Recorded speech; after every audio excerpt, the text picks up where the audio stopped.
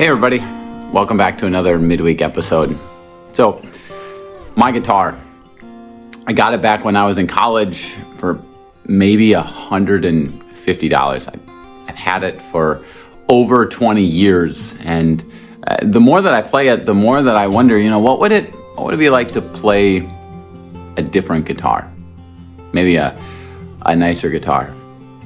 Well, this last week, I was at a worship conference in Woodbury, and I noticed this guy kind of was like a rocker style guy. He took the stage opening night for the concert, and his guitar was different. And I thought, man, what's the story behind that guitar? So the next day I was eating lunch, and he comes and he sits down next to me.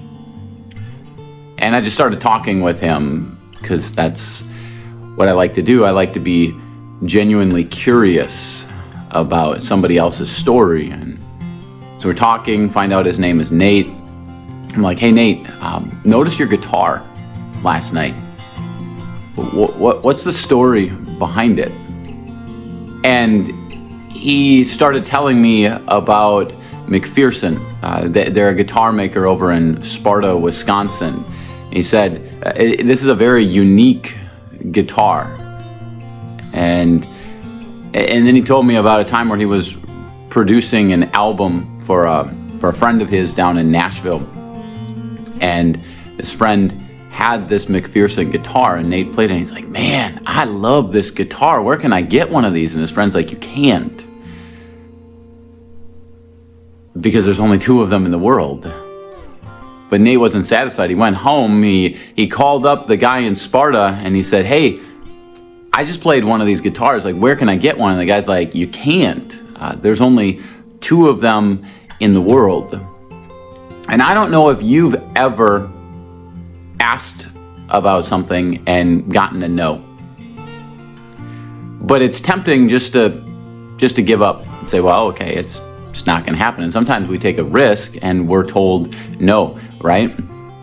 Well, a couple of weeks later, this guy called up Nate and he said, I actually have one of these guitars for you. It's the one that was used down in the recording studio in Nashville, and it's yours if you want it.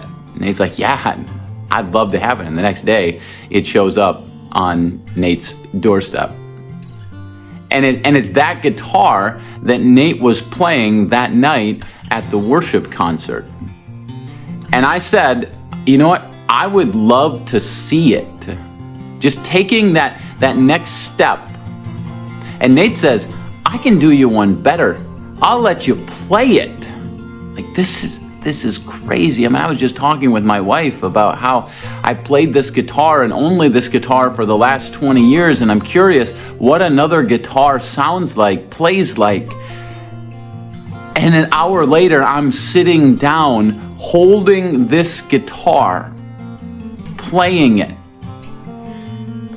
And you want to guess how much that guitar is worth? Go on the McPherson website. The guitars they sell are over $10,000.